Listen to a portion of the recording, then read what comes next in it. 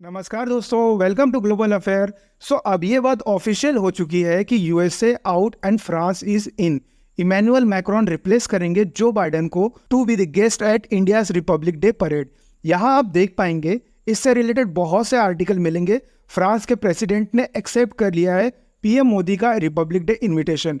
और यह मैटर करता है, फ्रांस एक ऐसे समय पे स्टेप इन कर रहा है जब यूएसए को इंडिया ने इन्विटेशन भेजा रिपब्लिक डे का। यूएसए ने ओपनली ये बात कंफर्म भी कर दी कि पीएम मोदी ने जो बाइडेन को इन्विटेशन भेजा था। और उसके बाद हमने देखा कि रिसेंटली जो इवेंट्स हुए हैं, यूएसए ने आरोप लगाया कि इंडिया की तरफ से एक आदमी गया था, वो पन्नू को मारने की कोशिश करी। और ये मैं नहीं कहूँगा कि रिलेशन ख़राब हुए हैं, बट थोड़ा झटका आया है। फिर उसके बाद यूएस गवर्नमेंट ने यह भी बात कह दिया कि बाइडेन उस वक्त बहुत बिजी होंगे तो रिपब्लिक डे इंडिया का अटेंड नहीं कर पाएंगे। और इतना ही नहीं, जो क्वाड का समिट है ये भी पोस्टपोन कर दिया गया है। और यहाँ आपको याद होगा मैंने इस टॉपिक पर एक वीडियो बनाई थी कि बाइडेन रिपब्लिक डे परेड पे नहीं आ रहे हैं और क्वाड भी स्किप करने वाले हैं। सिंस बाइडेन होंगे नहीं तो क्वाड को ही पोस्टपोन कर दिया। मैंने आपको बताया था कि लिटरली क्वाड का मजाक बना दिया गया है।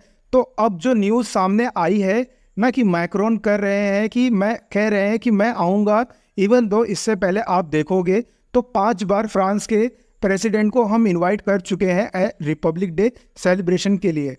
Emmanuel Macron overall 6th French president होंगे जो भारत के रिपब्लिक डे परेड में एज ए चीफ गेस्ट आएंगे। तो हम इस वीडियो में डिस्कस करेंगे कि इस विजिट की इम्पोर्टेंस क्या है और कौन सी बड़ी डिफेंस डील भी साइन यहाँ पर हो सकती है।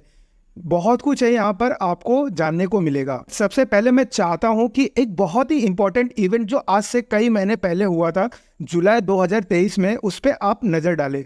पीएम मोदी गए थे फ्रांस बेस्टिल परेड में अटेंड करने के लिए। और उसी दौरान फ्रांस के जो हाईएस्ट अवार्ड है the Grand Cross of Legend of Honour, इससे पीएम मोदी जी को सम्मानित किया गया था। और पीएम मोदी ने उस पूरी विजिट से रिलेटेड एक वीडियो भी अपलोड करी थी। और उस वीडियो को मैं चाहता हूं कि आप थोड़ा सा देखें।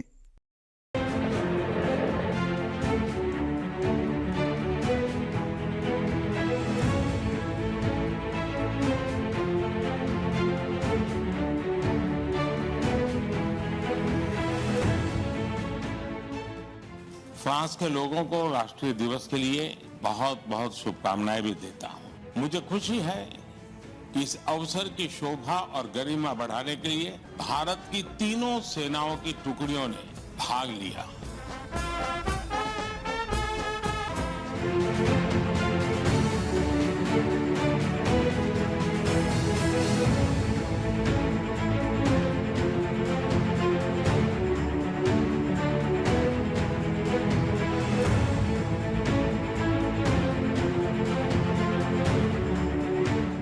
अपनी स्ट्रेटेजिक पार्टनरशिप की 25वीं वर्षगांठ मना रहे हैं। बीते 25 वर्षों के मजबूत आधार पर हम आने वाले 25 वर्षों के लिए रोड मैप तैयार कर रहे हैं। इंडिया और फ्रांस के रिलेशन बहुत ज़्यादा पुराने हैं, मगर स्ट्रेटेजिक रिलेशन है दोनों कंट्री के बीच में।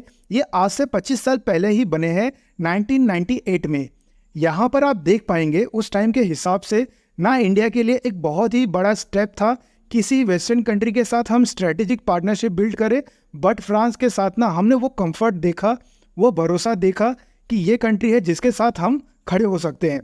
और अभी इंडिया ने जो नया रोड मैप बनाया है उसमें हमारे टारगेट है कि 2047 तक, मतलब आने वाले 25 सालों में दोनों कंट्री के रिलेशन को ज़्यादा एलिवेट करना है।